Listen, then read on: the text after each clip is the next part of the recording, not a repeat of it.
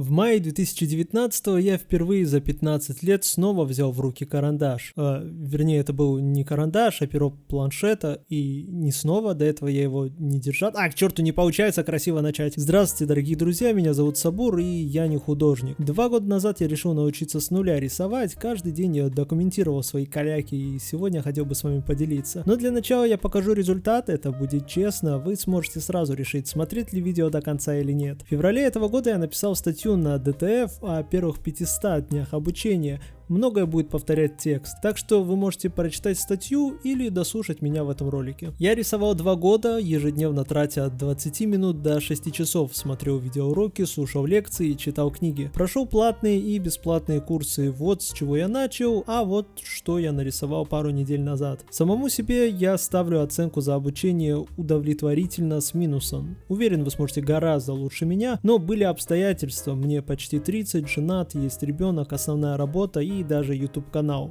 другой. Совмещать все это с обучением не так-то просто, но возможно. Один из популярных вопросов среди тех, кто хочет начать рисовать: мне 30, не поздно ли? К сожалению, времени у семьянина с постоянной работой меньше, чем у студента. Это сказывается на результате. Я рисовал во время обеда и после 7 вечера, а в полночь, когда ребенок и супруга уже спали, слушал лекции. Часто на сон уходило меньше 5 часов. Так вот, ответ на вопрос выше: не поздно, но сложно и медленно. Вернемся в прошлое. Зачем я рисую? Еще в школе поля моих тетрадей украшали невообразимые физиономии чудовищ, вдохновленные работами Патрика Ламберта и Криса Метсона. Первый подарил арт к моей любимой дилогии Disciples, а второй создал запоминающийся облик персонажей Warcraft и других франшиз Blizzard. Преподаватели постоянно делали мне замечания, однажды даже пригласили школьного психолога. К сожалению, ни одного рисунка с детства я не сохранил, о чем сильно жалею. Почему? Причиной стали занятия в художественной школе. За 1,5 года обучения я не научился базе, зато наслушался лекций про бедность настоящих художников и бездарность моих трудов. Если у педагога была задача демотивировать учеников, то ей это удалось. Я прекратил рисовать вплоть до 2019 года. Но про важность педагогики мы как-нибудь поговорим в следующий раз, если вам интересно, конечно. Желание попасть в геймдев никогда не покидало меня. Пытался научиться программированию, тщетно. Мы со строкой кода так и не нашли общего языка.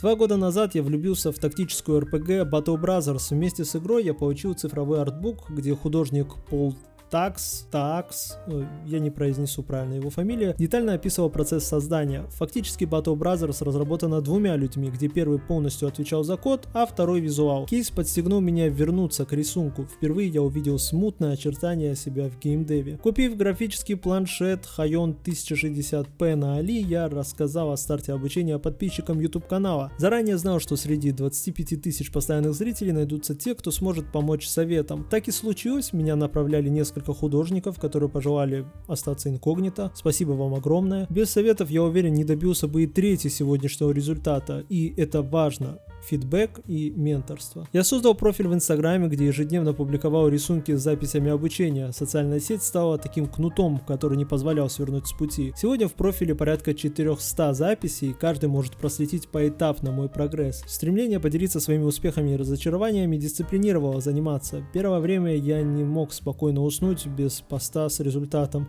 но позже перестал публиковать рисунки ежедневно. Написание текстов и загрузка изображения отнимало слишком много времени. Кнут был больше не нужен. Тем не менее, если прочесть первые 360 постов, то найдете, я думаю, много полезного. Первые дни я только привыкал к перу, каляка по 20-30 минут в день. Не знал, с чего начать, куда двигаться, что рисовать. Наблюдая за моими «портретами» в кавычках, в комментариях посоветовали качать базу и изучить анатомию. Рисовать кубики и цилиндры мне совсем не хотелось, и поэтому я начал со второго. Кретин. Наперед скажу, вы запросто обойдетесь без знания строения человеческого тела первый год, а то и 2. Прежде всего нужно научиться рисовать примитивы в пространстве, чтобы после использовать их для создания чего угодно. Анатомия — это дополнительные продвинутые знания, которые используют на всю катушку далеко не все художники. Это отнюдь не значит, что стоит пренебрегать теорией, но на старте не прислушивайтесь к советам «начни с анатомии». Если вы научитесь видеть примитивы в сложных объектах, то сможете нарисовать все. Конкретно в этом видео я бы не хотел ставить акцент на советах, это более ознакомительный ролик, но если рассказ вас вдохновил, то с удовольствием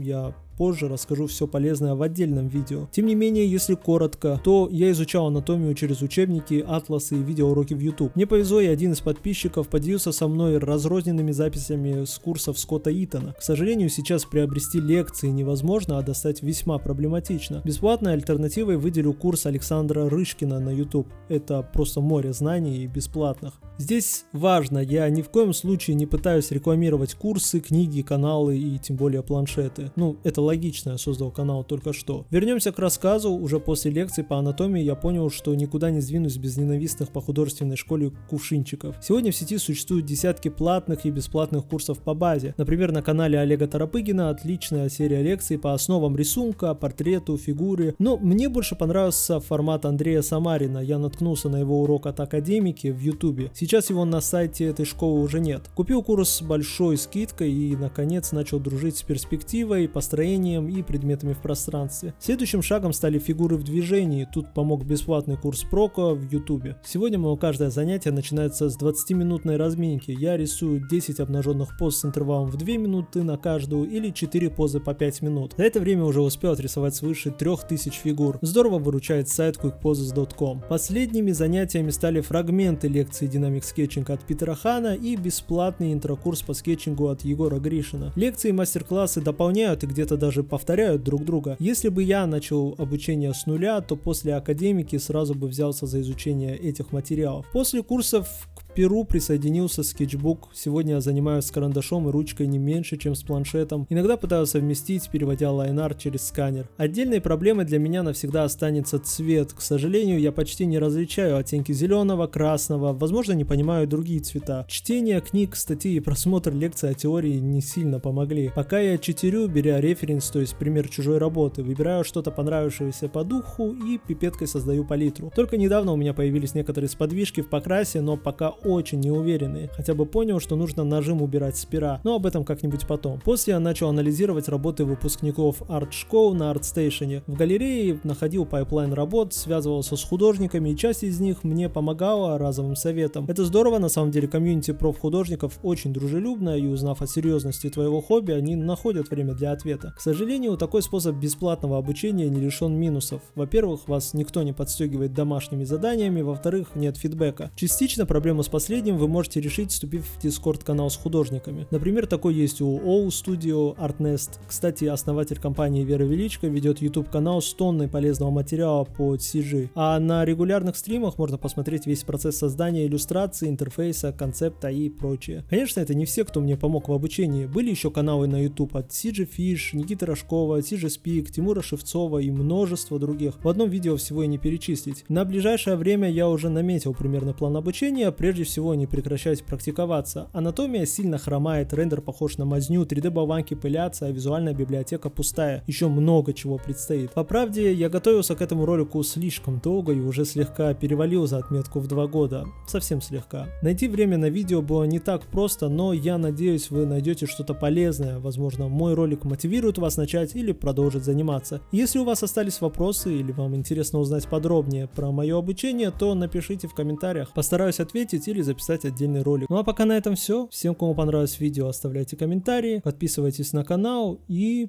удачи!